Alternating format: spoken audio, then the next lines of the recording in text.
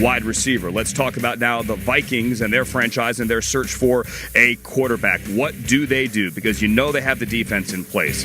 They just have to figure out which quarterback is the right guy. Case Keenum led him for most of this year. What about, however, Rick Spielman, Teddy Bridgewater? Just to make clear, there have been no decisions made. I know there's been 1,000 reports out there on how we're going to move forward.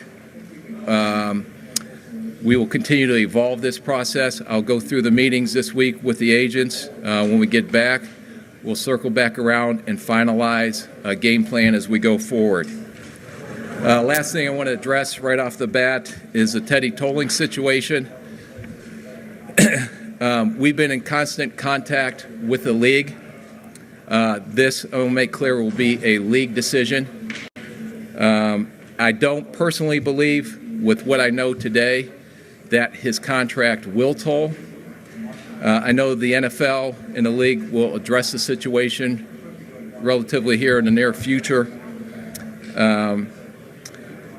The issue can go either way, though. There has not been, until the NFL tells us which way the decision's going, it's not been resolved yet, but they will address that. Teddy's been a great teammate. Teddy is a great kid, unbelievable representative of our organization, unbelievable work ethic and attitude on how he came back from such a significant injury. As an organization, I just want to put out that we are always going to look out for the best interests of our players. And anytime that we can do that, we're going to do that. And that comes down from our ownership down through me and Coach Zimmer. So I'll go ahead and open it up for any questions.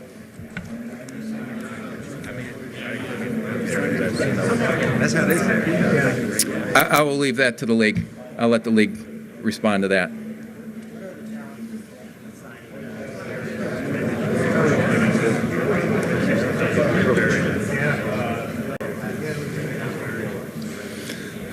I think we have a lot more knowledge of Teddy than anyone else. I mean, our medical department has rehabbed him ever since the surgery was done.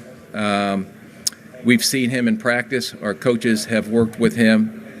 He got a chance to play a couple snaps. I think it was in a Cincinnati game. But we probably have more in-depth knowledge than anyone on where he's at right now in his current status.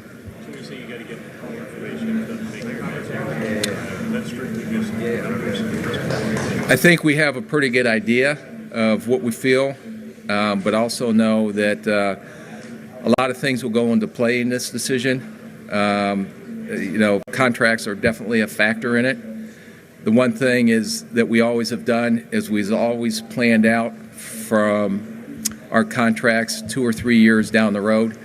I know we were very aggressive last offseason about getting Xavier Rhodes, Everson Griffin, and Linval Joseph done. Our objective, like I said earlier, is to draft well and then keep those players on your roster. We have some significant contracts coming up with some key players, especially on the defensive side, but offensive side as well. So that all goes into play on as we go through this decision. And that will continue to evolve up till the start of free agency. All right, Rick Spielman there, Vikings GM. Never before, true story, Tom Pelissero, Stacey Dale's been in the same room with Scott Hansen. You've never seen them together, just... I don't see it. I don't see it that much either, but just homage there Quite to the Scott. pair. Quite the pair.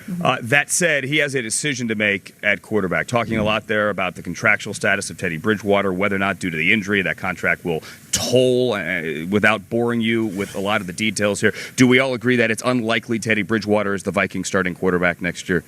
Unlikely. The anticipation has been, from a tolling perspective, that that's not going to happen. Bridgewater's going to be declared a free agent because he was able to come back to the active roster. The challenge with Bridgewater is not whether or not the Vikings believe in him as a person, whether they like what they saw, whether they thought he was an ascending player. It's, will he be the same player again? You can see it in practice, and as Rick Spielman alluded to, they got more information because they've been able to view Bridgewater coming back last season, practicing every day. But until you get put into a game situation, he played 6 snaps. That's it, Andrew. 6 snaps all last season in a meaningless end of the game situation against the Bengals, until they're actually able to see him go out there, it's tough to speak with certainty on it. So can you make that plan A? That's tough. Well, I think the thing about Rick Spielman, though, he made it very clear of all three quarterbacks, and it's an interesting and actually a good dilemma to have when you have three quarterbacks that are capable.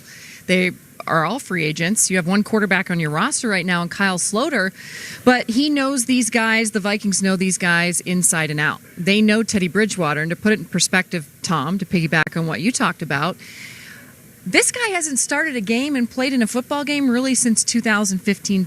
Since 2015, when he went 11-5. Since the Blair Walsh game. So now I'll tell you this, though. I happen to spend a lot of time with the Vikings, as you did this season, Tom and Andrew, and this is a different Teddy Bridgewater. His body's different. He's probably added about 20 pounds. He's been in the weight room.